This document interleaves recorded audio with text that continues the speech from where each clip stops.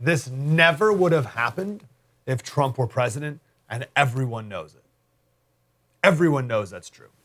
John McGuirk, he's an Irish writer. He said, the fall of Afghanistan is precisely the kind of foreign policy catastrophe that really smart people used to worry would happen under Donald Trump, but never did. And it's precisely the kind of thing that the smart people, like Biden, were supposed to prevent from ever happening. And I think we can all imagine what would happen right now if Trump were president and this happened. It wouldn't, but if it did, holy cow, you can imagine the left absolutely freaking out. But this is 100 times worse than anything that ever happened under Trump's administration, there's no question. And he ended with this. He said, one of the regular knocks on Trump was that he did not listen to the advice of foreign policy experts, and he did not trust his own intelligence service and their reports. Well, Biden does.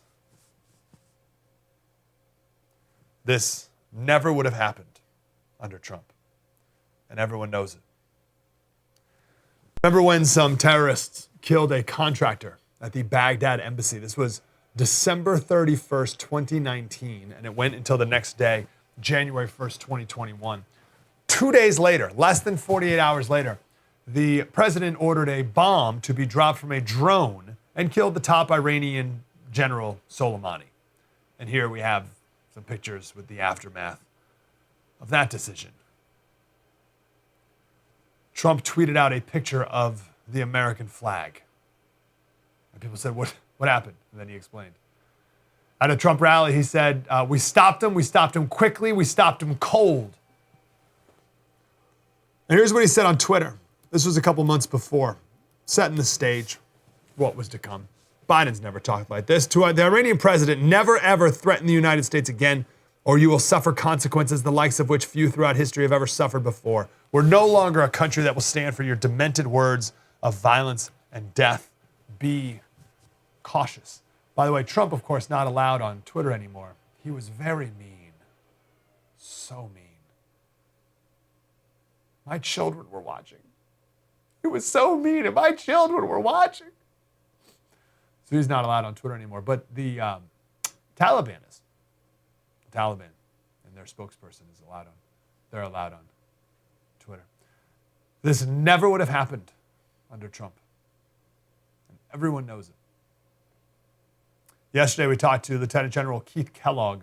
He was the National Security Advisor for Pence for, I think, the entire 4 years. Here's what he said about Trump yesterday. President Trump picked up the phone and called Mullah Baradar, who was the chief negotiator for the Taliban, not once but twice in the Oval Office. And he was very clear in Trumpian terms of what would happen if he screwed around with the United States, or what happened or he didn't fulfill it. And he got it. What did he say? I'm sorry? What did he say? He basically said, again, in Trumpian terms, that if Baradar harmed an American or something went bad, that he knew where he lived, he knew where his family lived, he knew where all his buddies lived, and we were coming to get him. And we proved that with Soleimani, and we proved that with Baghdadi, and he got it. I mean, he really did get it. Baradar owed us a little bit, too. We got Baradar out of a Pakistani jail to make sure he could do the negotiations for the Taliban going forward. But the president was really quite clear. And that's your big difference. This never would have happened under Trump, and the Taliban knows it too. We've all had a bad airport experience, right? I know you've been to an airport and the planes are delayed. Maybe there's a big snowstorm, right? You flew through Chicago and the big snowstorm. So all the planes are delayed. And no one's getting on a plane. So you're not going to be able to get home tonight. And then you wait in this huge line, everyone's miserable, you wait in line, you finally get to the end, and they're like, hey, and they're like, oh, no, sorry, no, we can do, sir, click. And they're like, can I at least have a food voucher? And they're like, oh, sorry, no food vouchers on if it's a weather delay. And you're like, what are you talking? I need some food. So like, okay, they give you $10, but it's, midnight, so the only place open is the pretzel place. Right? So you go get a stale pretzel. And you're like, do I even go to a hotel? Like my next flight is at 7 a.m. Do I gotta go? Is it even worth going? So you're like, I might as well just sleep on the floor. Right? So now, if you're leaving somewhere, you're gonna miss the event that you're going to, right? That stinks. If you just want to go back home, right, then you maybe miss your first day at work, and your boss is gonna be upset. That's a pretty stressful time that we've all had. And everyone is very quick to tell their harrowing airport story. Now, imagine you're an Afghan who helped the Americans for the past 20 years, and you're ready to leave the country because you know that it's going to fall to the Taliban. You got your papers in order. You're ready to go. You're ready to leave. You go to the airport. On the way, remember, our government said, 90 days, maybe, 90 days it may fall, which is still weird. But it took 3, right? So on the way to the airport, Kabul falls to the Taliban. They're not letting anyone leave. You're at the airport. You got your paperwork. You got your visa. You got your ticket. The plane's right there. But you're not getting on it. No one's getting on it. There's no food vouchers from the airline.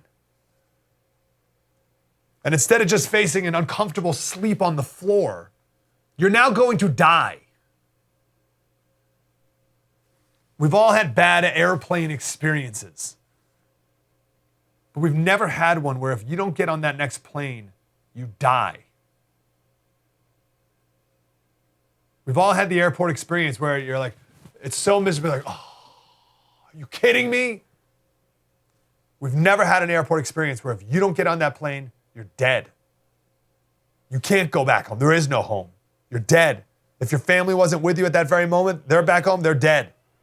Everyone's dead. There's people on the streets dead, dragged from their homes, shot in the head, hanged from 20-foot poles. There's people walking around. Like, I've seen these videos of people hanged, right? People hanged, all like, they like build these towers with these poles, and there's people just hanged, and there's just people milling about. Just people walking around. Everyone's acting like this is way too normal. Everyone's very desensitized to bodies hanging over the street. So would you cling to the side of an airplane? Sure. What else you got? Now, is it our role to save the world and rescue everyone who's in a difficult time? No, it's not. But when you make promises to people, you follow through. You get the people out who helped us. How shameful that we didn't. Do not let Biden or anyone give you the false choice of saying that we either needed to stay there for 20 more years or leave like this. Right? That was one of Biden's whole things yesterday. It was like, oh, it was my decision. We had to get out of there. We had to follow through on the promises to get out of there. It's like, yeah, great, super. I'm with you on that. Not like this. At the very least, you saved the people who saved us when we were there. Wow, that was deep and insightful. I want more of that. Like, subscribe, get more.